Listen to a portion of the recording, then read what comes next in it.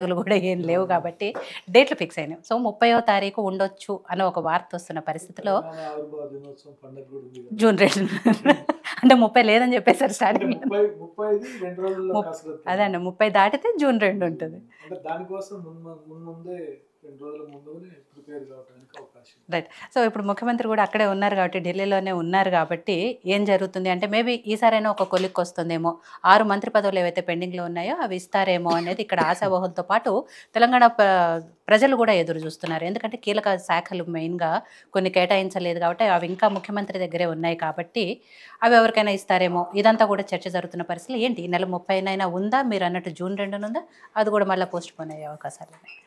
ముందుగా yo-yo TV ప్రేక్షకులకు, విజిత గారికి, ప్యానల్ సభ్యులకు అందరికీ నమస్కారాలు తెలియజేసుకుంటున్నాను.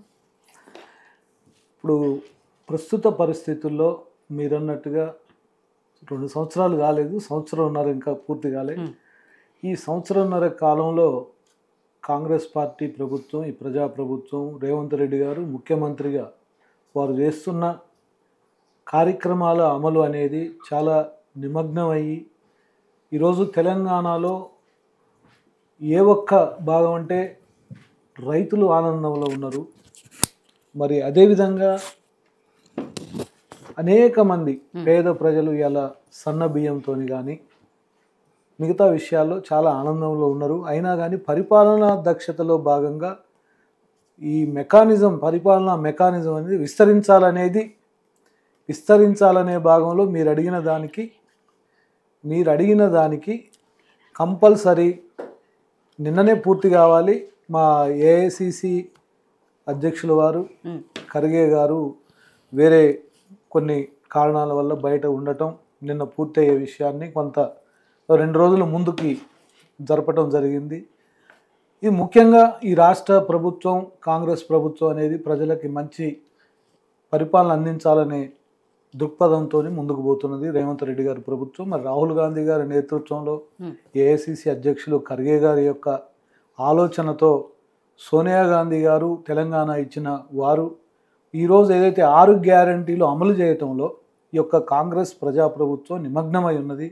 దీంట్లో రేవంత్ రెడ్డి గారు 24 గంటల్లో దాదాపు 18 గంటలు ప్రజల కోసం పనిచేస్తూ, మంత్రివర్గం కూడా ప్రతి ఒక్క మంత్రి, ఇప్పుడున్న 11 మంది మంత్రులు కూడా చాలా కష్టపడుతూ ఎవరికి వాళ్ళు బాధ్యతగా వ్యవహరిస్తున్నారు.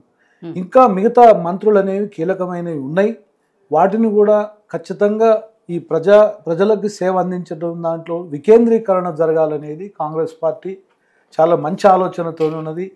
పరిపాలన వికేంద్రీకరణ వల్ల ప్రజలకు దగ్గర అవ్వాలనేది త్వరలో, అంటే ఇప్పటికీ చాలా ఇలా 6 గ్యారంటీలలో ఏదైతే ప్రజలకు ఇచ్చినటువంటి రైతు బంధు కానీ, రైతు రుణమాఫీలు కానీ, రైతు భరోసా కానీ, ఉచిత విద్యుత్ కానీ, ఏదైతే 200 యూనిట్ల విద్యుత్ ఇది కానీ, ఉచిత బస్సు కానీ, మరి ఆరోగ్యశ్రీ 10 లక్షల రూపాయల వరకు పెంచడంలో కానీ, ఇలా ఈ రాష్ట్రం గతంలో అప్పులలో ఉన్న 7 లక్షల కోట్లు అప్పులలో ఉన్నా కానీ మొక్కవోని దీక్షతో ప్రతి మంత్రి కూడా తన బాధ్యతలు ఎప్పటికప్పుడు బాధ్యతగా డెలివరీ చేస్తూ, మరి ఇలా రేవంత్ రెడ్డి గారు కూడా మీరు అన్నట్టు ఖచ్చితంగా 3 రోజుల నుంచి పిసిసి అధ్యక్షులు మహేష్ కుమార్ గౌడ్ గారు, రేవంత్ రెడ్డి గారు సీఎం గారు ఢిల్లీలో ఉండి ఇక్కడ ఉన్నటువంటి సామాజిక కోణంలో ఇవాళ, ఎందుకంటే బీసీ కులగణ అనేది చాలా చారిత్రాత్మకంగా జరిగిన ఈ భారతదేశంలో తెలంగాణ రాష్ట్రం ఒక సూచికైనది దేశానికి. దీనిని కేంద్రంలో ఉన్నటువంటి గౌరవ ప్రధానమంత్రి గారు కూడా బీసీల కులగణన చేయాలనేది తెలంగాణ యొక్క రాహుల్ గాంధీ గారి ఆలోచనని అమలు చేయటం అనేది ఇది చాలా గొప్ప విశేషం. ఇది కాంగ్రెస్ ప్రజాపాలన తెలంగాణలో ఈ రేవంత్ రెడ్డి గారు తీసుకున్న చర్యకి చాలా ఇది నిదర్శనం.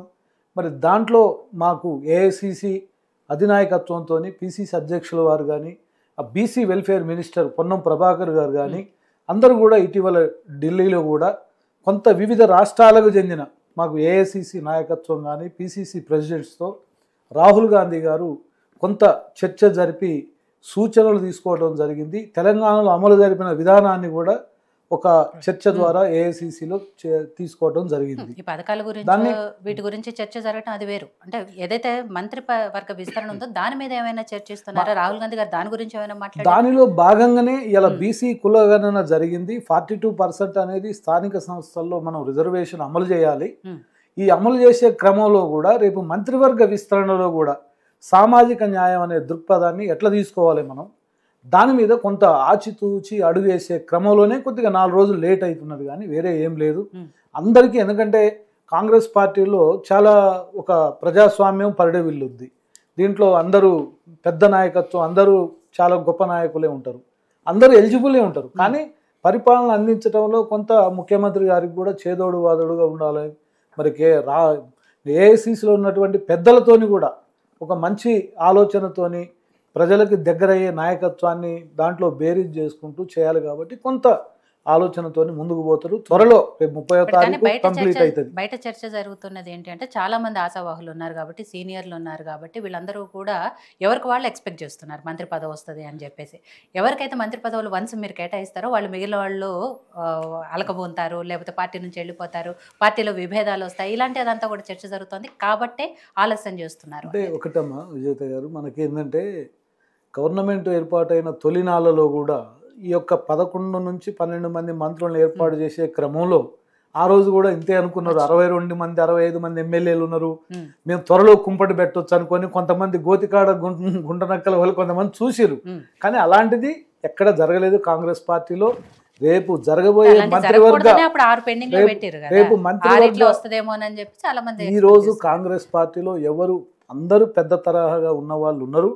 కాంగ్రెస్ పార్టీ అంటేనే ఒక అందరూ బలమైన వాళ్ళు నాయకత్వం, ఇది ఒక బంధం కూడా బలంగా ఉంటుంది. ఎవరు కూడా విడిపోవటానికో పక్కకు పోవటానికో ఇవాళ కాంగ్రెస్ పార్టీని దెబ్బతీయటానికో ఆలోచన లేదు. ఈ సంవత్సరంన్నర కాలంగా కూడా ఎవరి యొక్క పనులను వాళ్ళు నిర్వర్తించే దాంట్లో మంత్రులు కూడా చాకచక్యంగా నిస్వార్థంగా స్పీడప్ పనులను చేస్తున్నారు.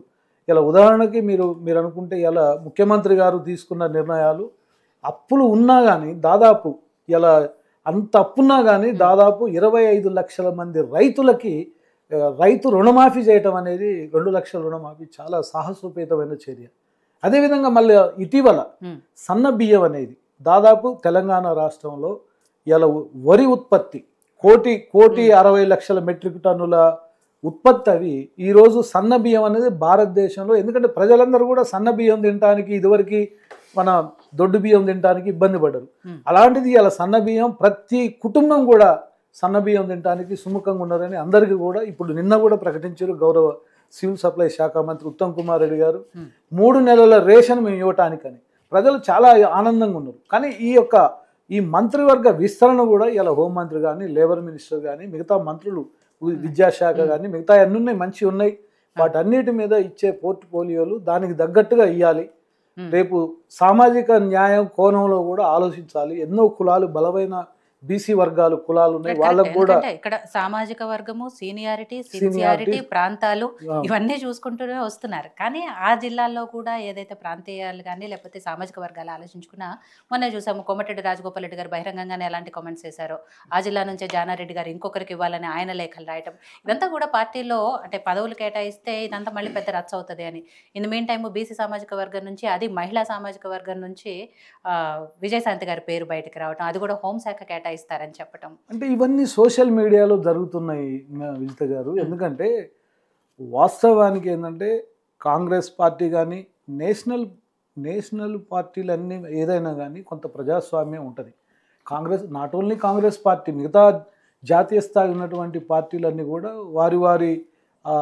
వారి ఆలోచనలను అంటే ఈ ఆలోచనల్ని అధిష్టానం ముందు చెప్పటంలో బహిర్గతం అవుతుంటాయి. కానీ వాటిని ఏంటంటే తీసుకునే క్రమంలో అధిష్టానం కూడా వాటిని కొంత ఆలోచన చేసి సౌమ్యమైన ఆలోచనతోనే ముందుకు పోతారు తప్ప ఎవ్వరు కూడా ఇక్కడ కాంగ్రెస్ పార్టీలో ఇంకొక వ్యతిరేకమైన ఆలోచన చేసేది కానీ ఏమీ ఉండదు.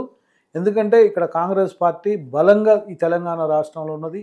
ఈ యొక్క తెలంగాణ రాష్ట్రంలో ఉన్న కాంగ్రెస్ ప్రజాపాలనే దేశానికి రేపు ఆదర్శం కాబోతున్నది అయినది. ఇప్పటికే బీసీ కులగణన అనేది భారతదేశంలో బీజేపీ గవర్నమెంట్ తీసుకోవడం అనేది చాలా గొప్ప విశేషం, ఇది చారిత్రాత్మకం. దాని పట్ల ఈ రేపు 6 మంత్రులని ఏర్పాటు చేయడంలో కూడా రేవంత్ రెడ్డి గారు కానీ, ఏదైతే రాహుల్ గాంధీ గారు, ఖర్గే గారు, సోనియా గాంధీ గారు మంచి ఆలోచనతో చేయటానికే ఇన్ని రోజులు టైం తీసుకుంటున్నారు. అది 30వ తారీఖు ఖచ్చితంగా పూర్తవుతుందని మాకు కూడా కాంగ్రెస్ వర్గాల్లో కూడా ఇది చర్చ జరుగుతుంది. 30 తారీఖైనా అవుతుంది అని ఆశిద్దాం.